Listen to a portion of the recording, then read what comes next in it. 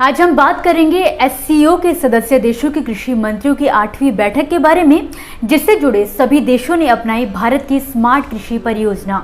इसके बाद नजर डालेंगे तेलंगाना में ज्वार की खेती पर, जिसकी खरीद अब समर्थन मूल्य पर करेगी सरकार। फिर जानेंगे कि किस तरह पश्चिम बंगाल सरकार दे रही है मशरूम की खेती को बढ़ावा, किसानों को दी जा रही है मुफ्त ट्रेनिंग। नमस्कार, मैं आपकी सेवक पारुल यादव और आप देख रहे हैं किसान बुलेटिन। हाल ही में केंद्रीय कृषि एवं किसान कल्याण मंत्री नरेंद्र सिंह तोमर की अध्यक्षता में हुई शंघाई सहयोग संगठन एससीओ के सदस्य देशों के कृषि मंत्रियों की 8वीं बैठक में कई देशों ने भाग लिया, जिनमें भारत समेत रूस, उज्बेकिस्तान, कजाकिस्तान, किर्गिस्तान, तजाकिस्तान, चीन और पाकिस्तान शामिल रहे। इस बैठक में वीडियो कॉन्फ्रेंसिंग के माध्यम से जुड़े केंद्रीय कृषि मंत्री तोमर ने बताया कि भारत की अध्यक्षता में एससीओ के सदस्य देशों ने स्मार्ट कृषि परियोजना को अपनाया है। कृषि मंत्री ने कहा कि प्रधानमंत्री नरेंद्र मोदी का जोर देश के टेक्नोलॉजी के माध्यम से कृषि के समग्र विकास पर है और इसी दिशा में स्मार्ट एग्रीकल्चर को बढ़ावा देने के लिए भारत ने अनेक कदम उठाए हैं। केंद्रीय मंत्री तोमर ने भारत की ओर से एससीओ की बैठक में सभी का स्वागत करते हुए कहा कि भारत बहुपक्षीय, राजनीतिक, सुरक्षा, आर्थिक व जन जन के बीच इंटरेक्शन को बढ़ावा देने में एससीओ के साथ अपने संबंधों को महत्व देता है। उन्होंने कहा कि भारत कृषि क्षेत्र में वैश्विक स्तर पर सबसे बड़ा नियोक्ता है, जहां हमारी आधी से अधिक आबादी कृषि एवं संबंधित क्षेत्रों से जुड़ी हुई है। वहीं भारत अनेकों देशों के लिए महत्वपूर्ण आर्थिक गतिविधियों का प्रतिनिधित्व भी करता है। इसका महत्व इससे भी जाहिर होता है कि भारत में वर्ष 2013 से 14 से लेकर 10 सालों में कृषि व संबंधित क्षेत्रों के बजट आवंटन में 5 गुना से ज्यादा बढ़ोतरी हुई है। तेलंगाना में ज्वार उत्पादन करने वाले किसानों के लिए प्रदेश सरकार ने एक बड़ा फैसला लिया है, जिसके तहत प्रदेश सरकार द्वारा राज्य में उगाई जाने वाली यासंगी ज्वार की फसल को समर्थन मूल्य पर खरीदे जाने की व्यवस्था की जाएगी। तेलंगाना के मुख्यमंत्री के चंद्रशेखर राव ने शुक्रवार को निर्देश जारी कर कहा कि मार्कफेड को स्टेट नोडल एजेंसी नियुक्त कर वर्ष 2022 से 23 यासंगी सीजन में उगाई गई ज्वार फसल को समर्थन मूल्य देकर खरीदा जाएगा। इसके अलावा मार्कफेड के एमडी को उचित कार्यवाही करने का आदेश दिया गया है। यासंगी सीजन के दौरान काटे गए कुल 65,494 मीट्रिक टन ज्वार को खरीदने के लिए राज्य सरकार 219.92 करोड़ रुपए की बैंक गारंटी देगी। मुख्यमंत्री केसीआर के इस फैसले से लगभग 1 लाख किसानों को लाभ होगा, जिन्होंने राज्य भर में विशेष रूप से आदिलाबाद, आसिफाबाद, निर्मल, कामारेड्डी, मेडक, संगारेड्डी, विकाराबाद, नारायणपेट और गढ़वाल जिलों में ज्वार की फसल उगाई है। इससे पहले सीएम के चंद्रशेखर राव किसानों को राहत देते हुए कहते हैं कि राज्य सरकार बारिश के कारण बर्बाद हुई धान की फसल से कमजोर हुए धान के स्टॉक को भी समान राशि पर खरीदेगी और भुगतान भी किया जाएगा। बिहार के बाद अब पश्चिम बंगाल सरकार भी किसानों को मशरूम की खेती के लिए बढ़ावा देने का काम कर रही है।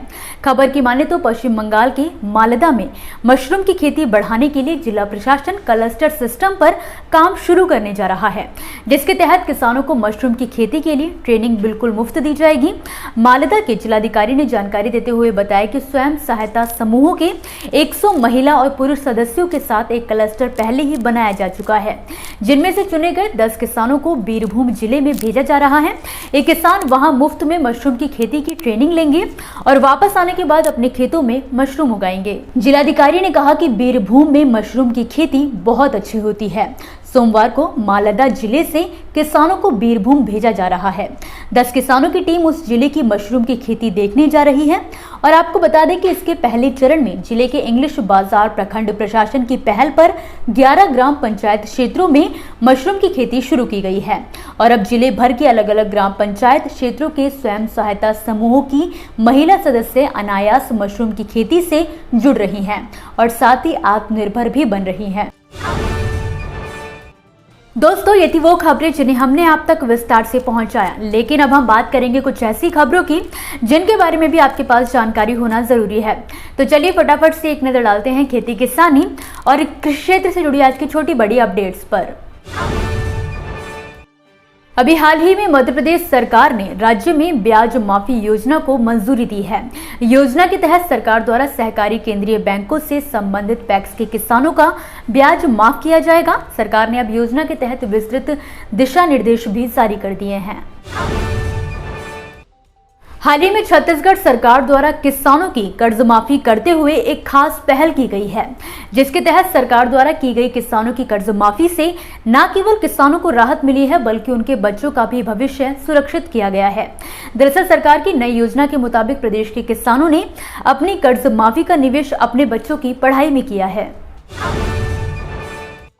उत्तर प्रदेश में रबी सीजन की गेहूं की सरकारी खरीद 1 अप्रैल से शुरू हो गई थी, लेकिन बीते महीनों हुई बेमौसम बरसात ने किसानों को काफी नुकसान पहुंचाया, जिसको देखते हुए योगी मंत्रिमंडल ने शुक्रवार को खराब गेहूं की खरीद पर अधिकतम 37.18 रुपए प्रति क्विंटल की दर से कटौती कर इसे खरीदने को अपनी मंजूरी दे दी है, जिससे किसानों को काफी राहत मिली है।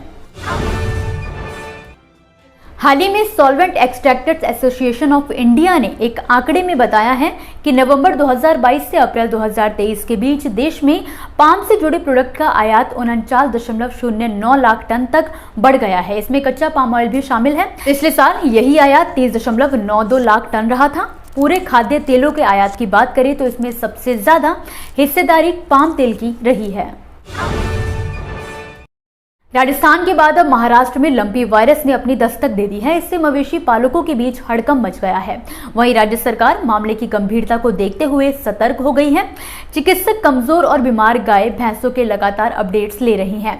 कहा जा रहा है कि लंपी वायरस की चपेट में आने से अब तक कई मवेशियों की भी मौत हो चुकी है। इसी के साथ आज के किसान बुलेटिन की बड़ी खबरों में फिलहाल के लिए बस इतना ही। आप मुझे दीजिए इजाजत और देखते रहिए ग्रीन टीवी। नमस्कार। देखिए ग्रीन टीवी यूट्यूब पर भी, बस सब्सक्राइब करें और बेल आइकन दबाएं।